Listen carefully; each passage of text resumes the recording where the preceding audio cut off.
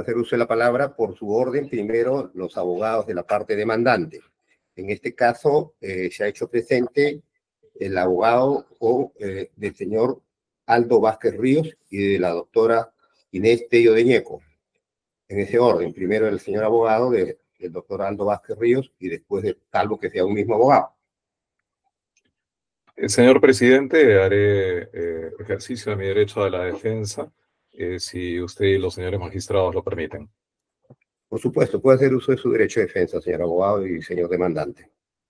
Señor presidente, señores magistrados, no profundizaré en los actos lesivos a mis derechos fundamentales en el marco del proceso de la denuncia constitucional 373-2023, que han generado mi inhabilitación como miembro de la Junta Nacional de Justicia, lo cual es materia de esta acción de amparo.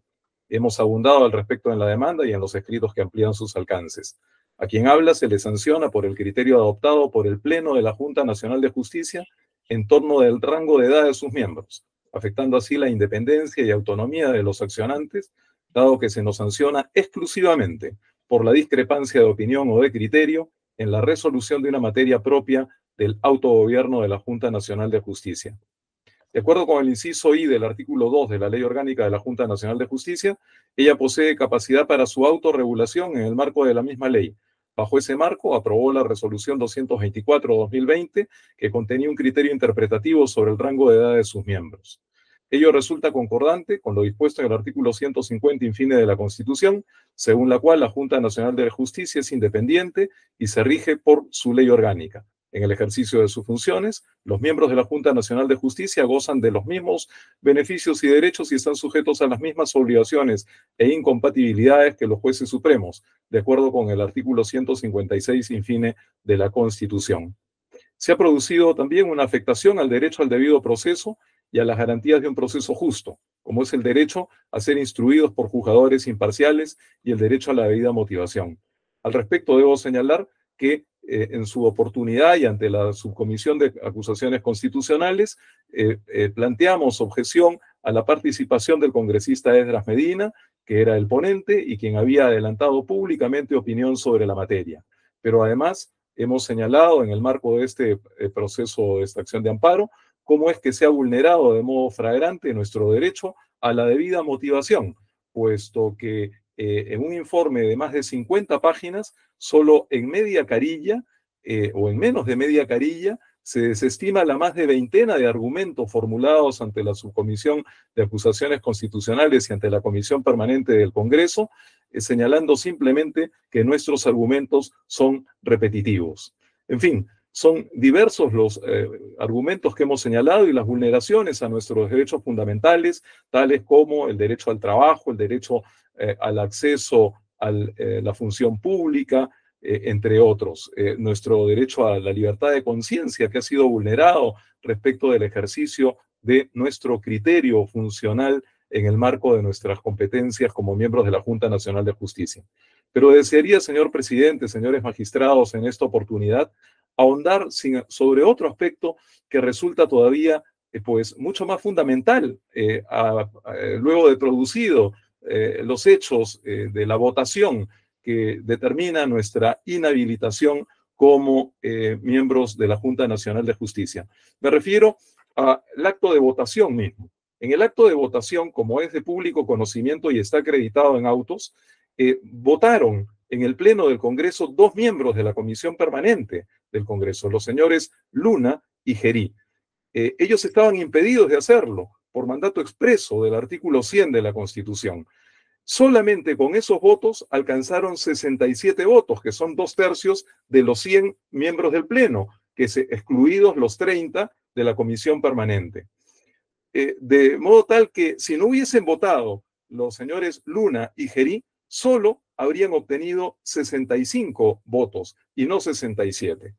Pero aún en la hipótesis negada que la interpretación del Congreso sea válida, porque la Junta de Portavoces del Congreso ha señalado que es parte de la hermenéutica del Congreso de la República el que voten en el Pleno aquellos que no votaron en la Comisión Permanente. Incluso en esa hipótesis negada, habrían quedado más lejos todavía de alcanzar los votos requeridos. Como sabemos, el artículo 89 del reglamento del Congreso de la República señala que se requiere de 2/3 del número legal de los miembros habilitados para poder acordar una inhabilitación. De acuerdo con la interpretación que hace el Congreso, y así lo hemos acreditado, pues si en mi caso, en la comisión permanente, votaron 26 miembros, entonces los habilitados eran 104. Y si eran 104 los habilitados, entonces se requerían 70 votos para poder inhabilitarme, porque 2/3 de 104 votos son 69.33. 69.33, es decir, que solo se alcanzaban los 70 votos, solo se alcanzaban los 2/3 con 70 votos. Y sin embargo, solo se tuvieron 67 votos. Es decir, señor presidente, señores magistrados, por cualquiera de las dos vías que se pretenda aplicar la sanción de inhabilitación, sea pues recurriendo a la interpretación literal del artículo 100 de la Constitución, que no podían votar los miembros de la comisión permanente, los señores Luna y Gerí, entonces solo habrían tenido 65 votos y no habrían alcanzado los 2/3 de los 100 votos del número de miembros del Pleno, excluidos los miembros de la comisión permanente. Pero incluso en la hipótesis negada, reitero, de que fuera válido que votaran en el Pleno los miembros de la comisión permanente que no lo hicieron en esa instancia, en ese caso, obviamente, el universo de los miembros del Pleno crecía, y al crecer se incrementaba hasta 104 en mi caso. Y si eran 104, entonces ya no se requerían 67 votos, sino 70 votos, porque la norma no pide 67 votos, sino 2/3. En consecuencia, señor presidente, señores magistrados, abundando en estos argumentos que han sido ampliamente expuestos también en diversos escritos ante la sala de su presidencia, yo me permito solicitar, señor presidente, señores magistrados, que se declare fundada en todos sus extremos nuestra demanda, que se declare la nulidad de los actos tendientes a nuestra inhabilitación, y que se cumpla de este modo con la responsabilidad histórica que corresponde al Poder Judicial frente a una pretensión de avasallamiento sistemática por parte del Congreso de la República contra la Junta Nacional de Justicia, que no se expresa solamente a partir de esta inhabilitación que es motivo de esta causa, sino que ha sido también, pues, se ha manifestado a través de otras 4 acusaciones constitucionales, de 3 mociones de remoción inmediata y de diversas iniciativas legislativas que han buscado vulnerar la independencia de este órgano constitucional autónomo de la Junta Nacional de Justicia. Muchas gracias, señor presidente. Muchas gracias, señores magistrados. Puede hacer usted la palabra el señor abogado de la doctora Inés Tello de Ñeco. Señor presidente, señores jueces superiores, a despecho de las interferencias del Tribunal Constitucional en la fusión de ustedes, que en el cuaderno cautelar dijeron que la apelación era concedida sin efecto suspensivo, y el Tribunal Constitucional, en una medida cautelar insólita, dijo que había que entender que era sin efecto suspensivo. A despecho de eso, quiero exponer las razones por las cuales hoy día este tribunal tiene la oportunidad de reivindicar el derecho de una ciudadana que además está conectado con un interés institucional del país. Voy a fundamentar por qué la resolución legislativa que, como conclusión de un juicio político, la inhabilita, contraviene frontalmente sus derechos constitucionales al debido proceso sustantivo, que es la prohibición de la arbitrariedad, y al debido proceso procesal en sede parlamentaria, porque se transgreden normas fundamentales que convierten a su inhabilitación en un acto fraudulento. Empiezo por la procedencia. Mucho se ha discutido acerca de si los actos parlamentarios son o no son justiciables en amparo. Bueno, el Tribunal Constitucional esto lo ha resuelto. En la sentencia 3/2022, proceso competencial, fundamento 40, dijo que solo determinados actos del legislativo son justiciables. Y estos son el antejuicio y el juicio político. Y miren ustedes, estamos en este momento en un acto de juicio político. No hay ninguna posibilidad de considerar que la demanda es improcedente. Paso entonces al mérito. ¿Por qué hay que declarar? Se requiere declarar, se debe declarar en justicia fundada la demanda. El primer derecho, debido por su sustantivo que el Tribunal Constitucional mismo ha entendido como la prohibición de soportar, de infligir arbitrariedades a las personas. ¿Por qué hay una arbitrariedad en esa decisión? El juicio, uno de los cargos del juicio político consiste en haber, contra los 7 miembros, consiste en haber adoptado un acuerdo en el que se interpreta que el límite de edad aludido en los artículos 156 de la Constitución y 147 de 75 años no es un requisito para la permanencia, sino para el acceso. Eso interpretaron los 6 miembros del tribunal, de la Junta Nacional de Justicia. ¿Y qué cosa hizo? En un acto arbitrario el Congreso. Absolvió a 5, es decir, dijo, ustedes han actuado bien, ese acuerdo no es inconstitucional. Condenó a 1, lo cual ya es alarmante, al doctor Vázquez. Y a mi patrocinada, por actuar de conformidad con ese acuerdo, que es válido para 5 y no sé qué cosa es para 1, resulta que por actuar correctamente, de conformidad con ese acuerdo que para el Congreso es impecable porque exoneró a los 5 autores, la inhabilitan. Esto es una arbitrariedad manifiesta. Esto es aplicar el derecho de manera distinta ante situaciones idénticas. El acuerdo dice que ella podía permanecer después de los 75 años porque accedió a los 75 años. Y el Pleno le dice, ustedes 5, no hay problema. No han infringido la Constitución. Ella actúa de conformidad con ese acuerdo y la inhabilitan. Esto es arbitrariedad pura. Por esa razón, eso sería suficiente para anular esta resolución legislativa. Y el segundo argumento, la infracción al debido procedimiento parlamentario. El debido procedimiento parlamentario está configurado por reglas. Y una de las reglas, inclusive el judicial y el administrativo, las reglas de construcción de la decisión. Para adoptar una decisión de inhabilitación, según el artículo 89 del reglamento del Congreso, inciso F, se requieren 2/3 del número legal de congresistas. Pero ese artículo dice sin participación de la Comisión Permanente. Y el artículo 99 de la Constitución también dice sin participación de la Comisión Permanente. Se lleva a cabo la votación. Votan los miembros del Pleno. El universo era 100, porque había que restar a los 30 de la Comisión Permanente. 2/3 de 100 son 67. Para inhabilitar a mi patrocinada había que alcanzar 67 votos. Se produce la votación y se llega a 65 votos. Mi patrocinada estaba exonerada, absuelta. Y ahí comienza la construcción fraudulenta. 2 miembros de la Comisión Permanente votan y el Pleno incluye esos votos. Entonces llegan a 67. Exactamente lo que se necesitaba para destituirla. Pero es una construcción artificial, porque esos 2 señores estaban prohibidos de votar por la Constitución y por el reglamento del Congreso. Después, algunos congresistas dijeron que eso era producto de una hermenéutica parlamentaria. Dios mío, en derecho sancionatorio es el lugar donde menos se puede apartar uno de las reglas escritas y establecidas con claridad. Y una hermenéutica parlamentaria que en realidad jurídicamente no se sabe mucho bien qué es, no puede modificar y permitir una transgresión de las reglas procedimentales.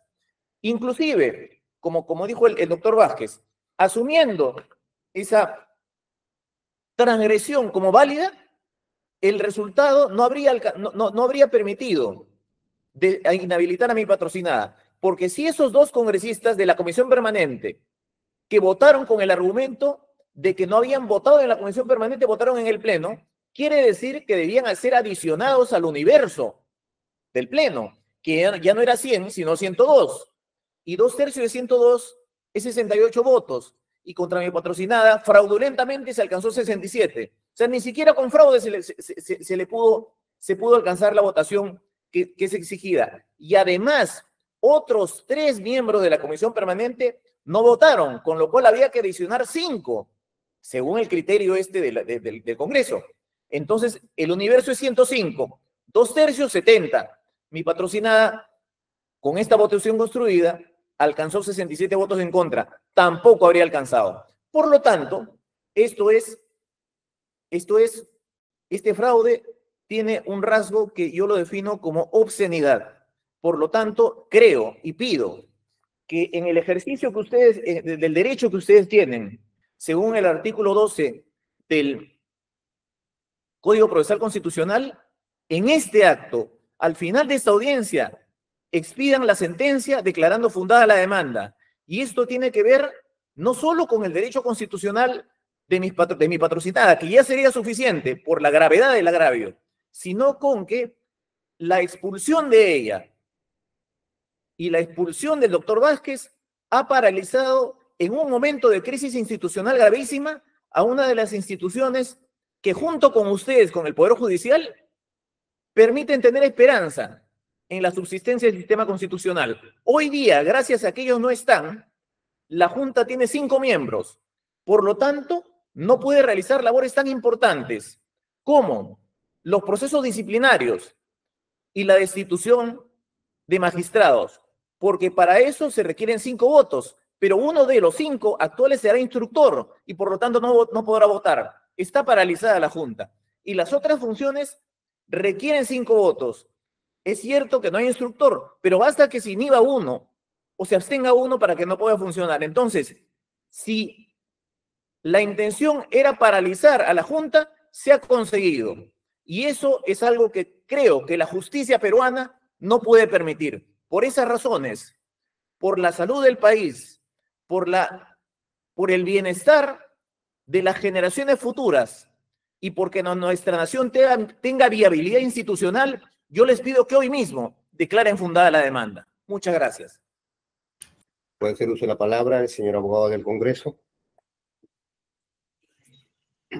Gracias, señor presidente, señores jueces superiores y colegas que están presentes en este informe oral.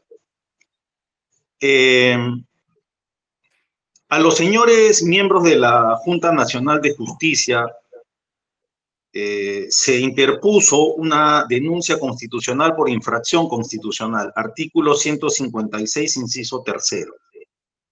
Hemos escuchado esta mañana lo que nos han dicho los abogados que defienden a la parte demandante y también lo hemos leído en la demanda que genera este proceso. Y se nos viene a plantear acá que lo que en puridad existiría es una cuestión de opinión, un derecho de conciencia, ¿no? Pero, ¿es esto así? O sea, ¿realmente es así? Vamos a hacerle recordar tanto al señor Vázquez como al doctor Cairo por qué a los 7 miembros de la Junta se les inició el procedimiento parlamentario de acusación constitucional. Y acá yo tengo la resolución de la Junta, la 224-2020, porque acá se nos ha dicho esta mañana lo que ha hecho el Congreso es entrometerse en el autogobierno de la Junta. Y nosotros hemos dado o cumplido o expedido un reglamento para regular algo que no existía o que se había olvidado el legislador. ¿Qué nos dice el tercer considerando de esta resolución? Que ellos dicen que es para regular un procedimiento, así lo han dicho. Dice, la presidencia ha advertido, en ese momento la presidencia la tenía el señor Vázquez, la pertinencia de un procedimiento, de un pronunciamiento explícito del Pleno de la Junta.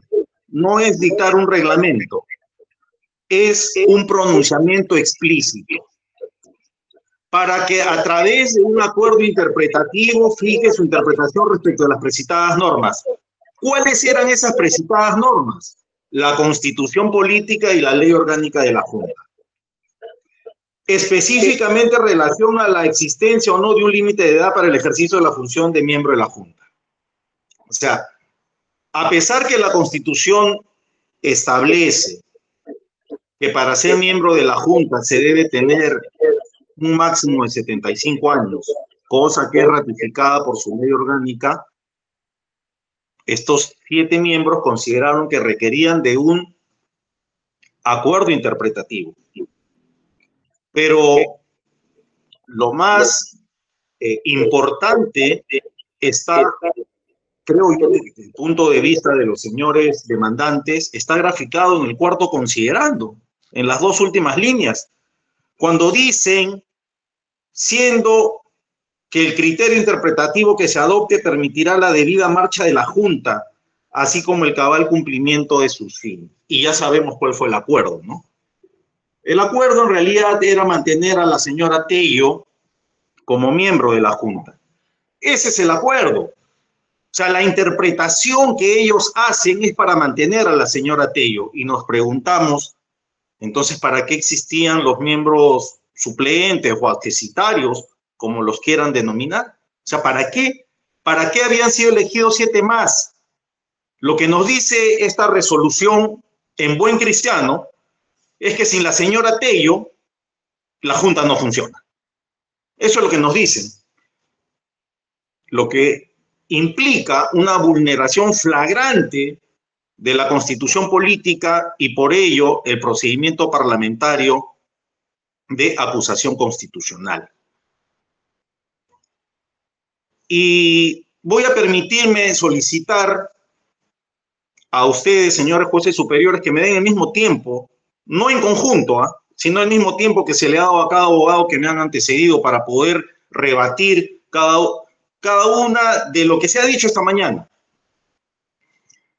Se ha mencionado la sentencia del Tribunal Constitucional 003-2022 y en efecto el tribunal ha dicho que tanto el antejuicio como el juicio político puede ser materia de un proceso amparo, pero en lo que al juicio político se refiere, solamente por la forma y no por el fondo.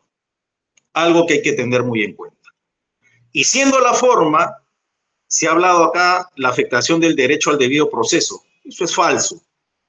Los señores fueron citados con la imputación de los cargos, ejercieron su defensa a través de los abogados, fueron escuchados en la subcomisión, en la comisión permanente y en el pleno del Congreso.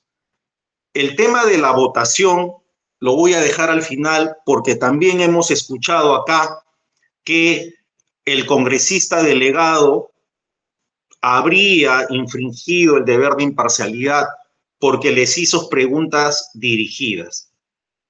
En principio, el congresista delegado lo único que hace es presentar un informe final que es debatido en la subcomisión, en la comisión y en el pleno. Y ya el Tribunal Constitucional lo ha señalado, por si se les ha olvidado a la parte contraria, que en los casos de denuncias constitucionales para funcionarios aforados, el deber de imparcialidad es, en el caso de los congresistas, es similar al que se le pide a un fiscal, no al que se le exige a un juez que va a resolver la causa. No voy a decir más cosas sobre esto. Luego se nos ha dicho respecto de la votación, cosa que por cierto no está en la demanda, eso lo han traído esta mañana. Y si lo han presentado por escrito, no hemos sido notificados con ellos, pero eso no me va a eximir de dar respuesta. Como no fuimos notificados con los anexos de la solicitud cautelar, como tampoco fuimos notificados con la solicitud del señor Tom Berry para incorporarse a este proceso, como muchas otras cosas más que este colegiado no nos notifica, ¿no? Pero bueno, eso no nos exime de ejercitar nuestra defensa. La Constitución y el reglamento del Congreso es muy claro. Votan los congresistas todos menos los miembros de la comisión permanente. El ejercicio es claro, 130 menos 30, 100. Y 2/3 es 67. Hoy se nos ha dicho de manera alarmante de que votaron dos miembros de la comisión permanente, un abogado dice que debían ser 104, el otro dice 100. Bueno, si no se ponen de acuerdo no es culpa nuestra. Pero lo que vamos a señalar, sí, señores jueces superiores, es que porque en algún momento algún ex parlamentario y algunos funcionarios aforados pretendieron esta interpretación. Cuando la Constitución dice que deben participar en la votación todos los congresistas menos de los que conforman la comisión permanente, alguien dijo, sí pues, pero la comisión permanente tiene 30 titulares y 30 accesitarios. Y como la Constitución dice que tienen que ser todos menos ellos, entonces es 130 menos 60.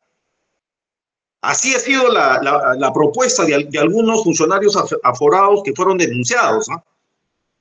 Entonces ya la valla bajaba a 70. Si esa fuese la interpretación, entonces largamente el señor Vázquez y la señora Tello pues estarían muy bien inhabilitados.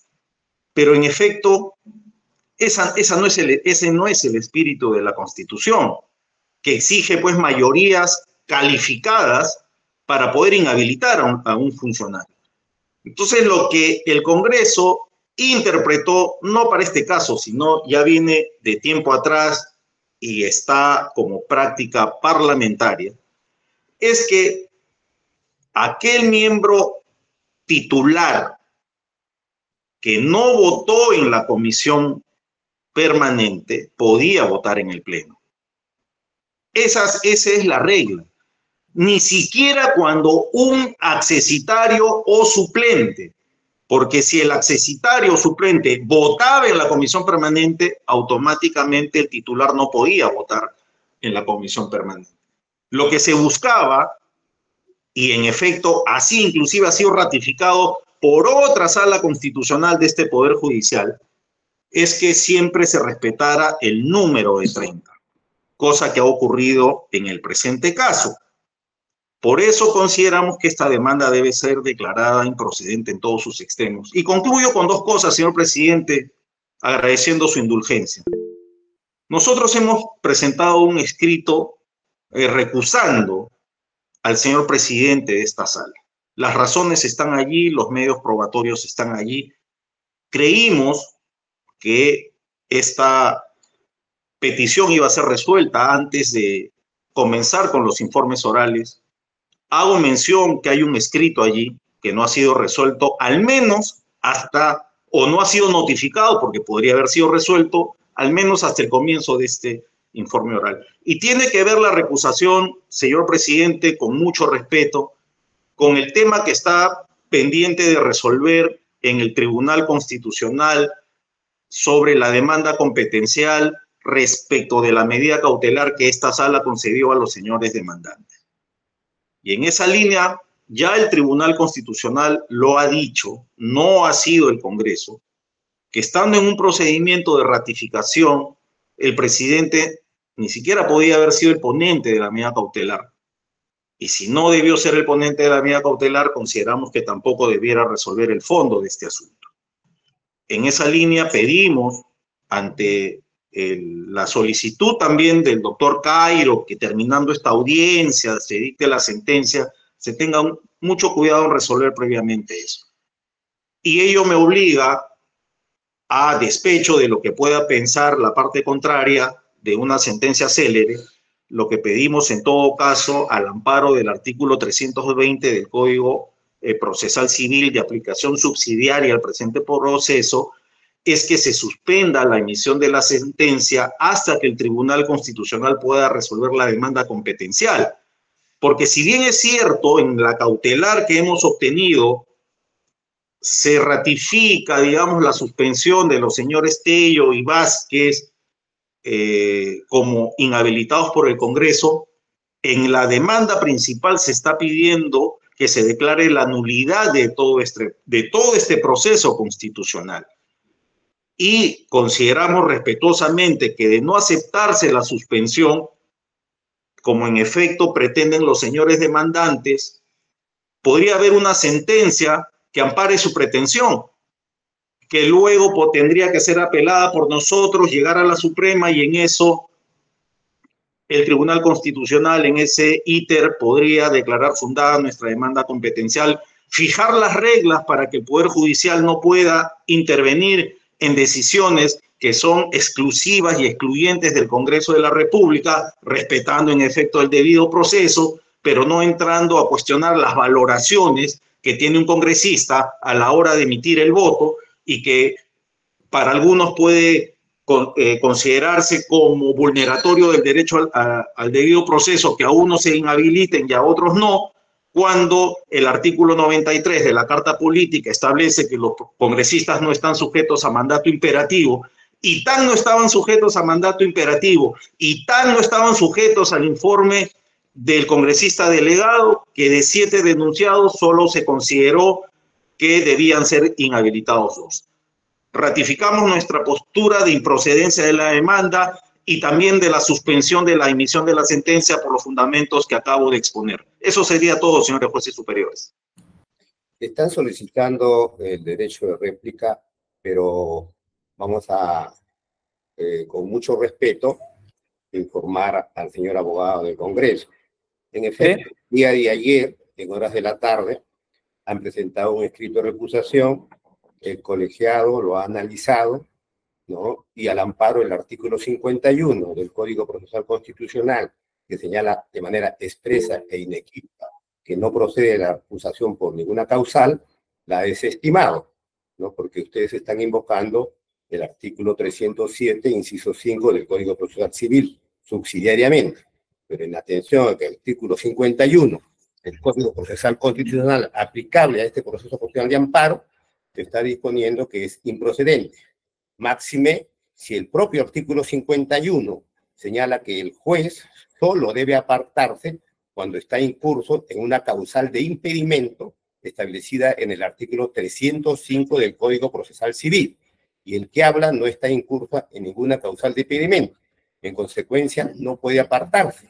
Y el mismo artículo 51 señala que si yo me apartara, ¿no?, invocando una causal inexistente, incurriría en responsabilidad disciplinaria y penal. En consecuencia, creo que por desconocimiento y no por mala fe, se le ha solicitado al colegiado que tramite una recusación que es manifiestamente improcedente. Dicha resolución se encuentra colgada en el sistema el día de hoy en la mañana, en atención a que ustedes recién han presentado su recusación el día de ayer en horas de la tarde. Hecha esta tingencia, vamos a proseguir con la audiencia. En ese sentido, tienen el uso de la palabra para formular la réplica por 1 minuto, primero el señor abogado y a su vez con el miembro de la Junta, Aldo Vázquez, y después el señor abogado de la demandante Inés Tello de Ñeco. Muchas gracias, señor presidente. Solo para señalar en relación al fondo de la cuestión, que tiene que ver con la decisión que adoptó el Pleno de la Junta Nacional de Justicia sobre el rango de edad de sus miembros, el señor procurador olvida el artículo 155 de la Constitución. El artículo 155 de la Constitución es inequívoco al establecer un mandato constitucional para los miembros de la Junta de 5 años. La ley orgánica de la Junta Nacional de Justicia, que forma parte del bloque de constitucionalidad, establece hasta 37 causales de separación de los miembros de la Junta Nacional de Justicia, ninguna de ellas vinculada al rango de edad. Es evidente entonces que si por el contrario los miembros de la Junta hubiésemos adoptado la posición de excluir o de separar a la doctora Tello, habríamos incurrido incluso en un delito de abuso de autoridad, porque no teníamos mandato alguno como para poder declarar la vacancia de la doctora Tello. En relación al deber de imparcialidad del señor Esdras Medina, no nos referimos exclusivamente a las preguntas, que evidentemente tenían ya un preconcepto sobre la eventual responsabilidad de los miembros de la Junta, sino que además en declaraciones públicas se había manifestado ya en entrevistas televisivas que hemos consignado en escritos ante esta sala, pues adelantando opinión en relación a la materia. Y sobre la cuestión crucial de la votación, pues el señor abogado del Congreso de la República, pues no hace sino confirmar lo que ya hemos señalado, es decir, que se incrementó el universo de los votantes en el Pleno del Congreso de la República. En mi caso, si votaban aquellos que no lo hicieron en la comisión permanente, entonces eran 104 los habilitados. No hay contradicción alguna. En el caso de la doctora Tello, eran 105, porque en el caso de la doctora Tello en la comisión permanente votaron 25, en mi caso en la comisión permanente votaron 26, todo lo cual está acreditado en autos. En consecuencia, el universo del Pleno ya no era 100, sino era 104 en mi caso. Y si era 104, obviamente 67 votos no hacían los 2/3 que demanda el artículo 89 del reglamento del Congreso de la República. Muchas gracias, señor presidente, por permitir estas precisiones. Puede hacer usted la palabra para replicar el señor abogado de la doctora Inés Tello Ñeco.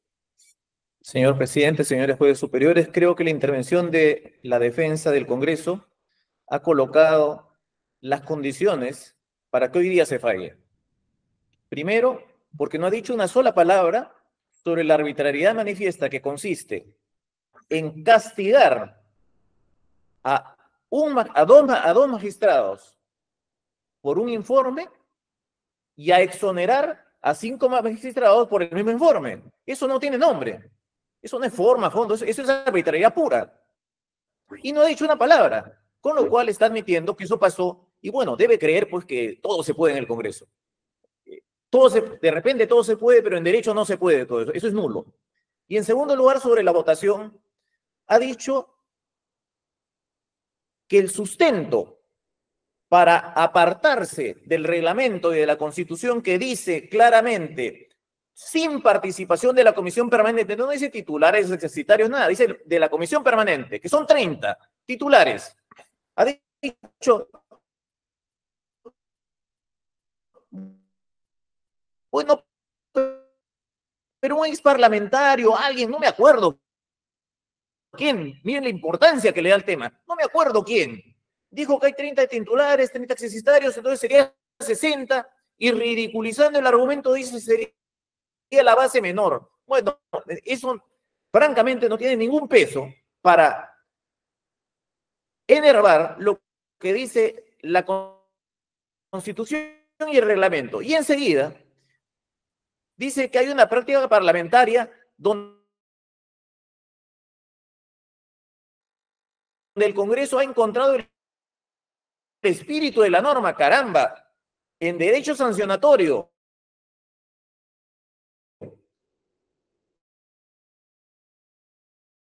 Se obtienen los congresistas.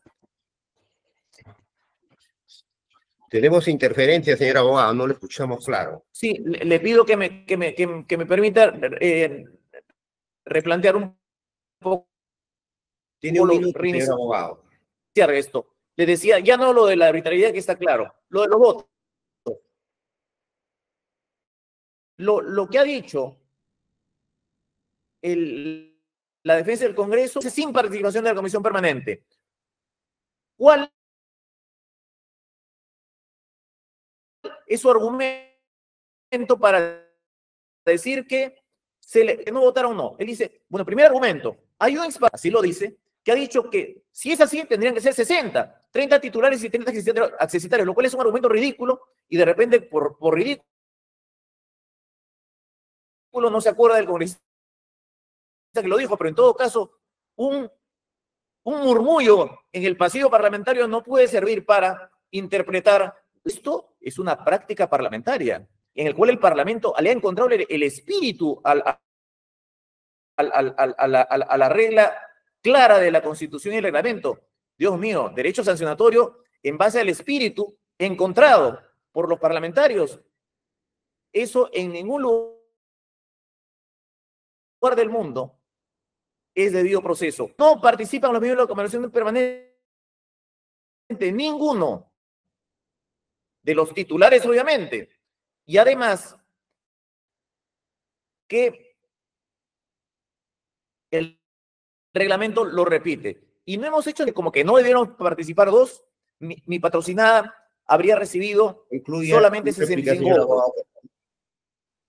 Con la adición son 67. Lo que sí hicimos después es un ejercicio para ver el absurdo al que se llegaría con la interpretación de ellos, que ni con esa interpretación se llega a las mayorías. Por esas razones les pido, y además esto es importante, y con eso termino, me pareció notable que presentaron una recusación ayer y que además le dijeran mucho cuidado con lo que resuelvan. Esa amenaza no la pueden tolerar. Por eso hay que resolver hoy día, para reivindicar a la institución judicial frente a la interferencia del TC y frente a la intención de paralizar a la Junta de Justicia. Muchas gracias.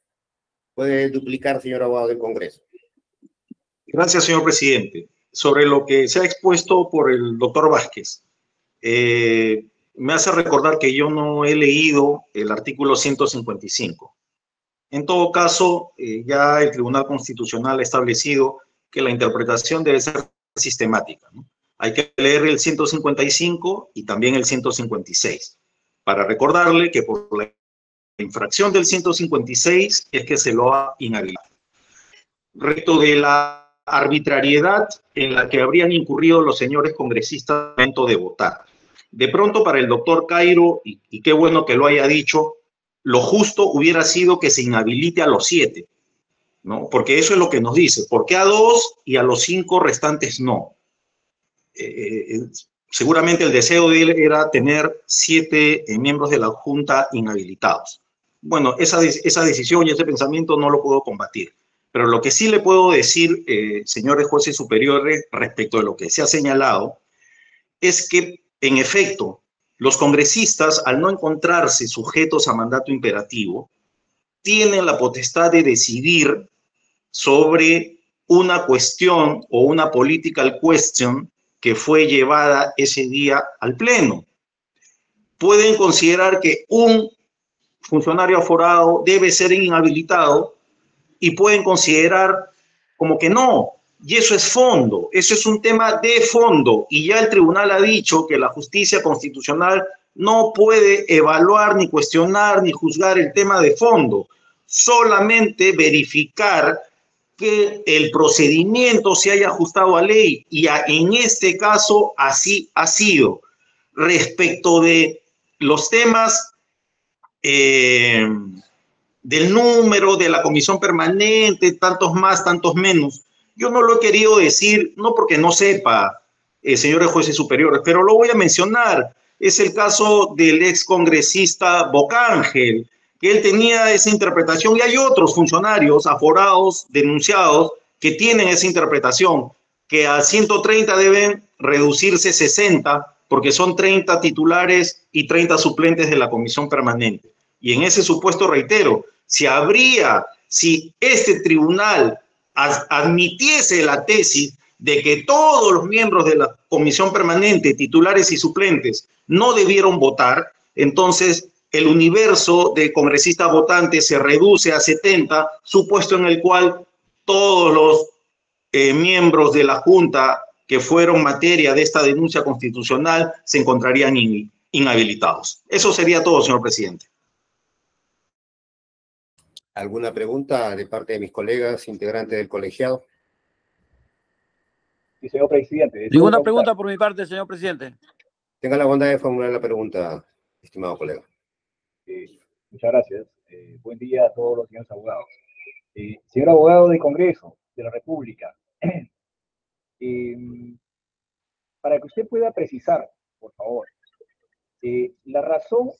¿cuál fue la razón de la inhabilitación?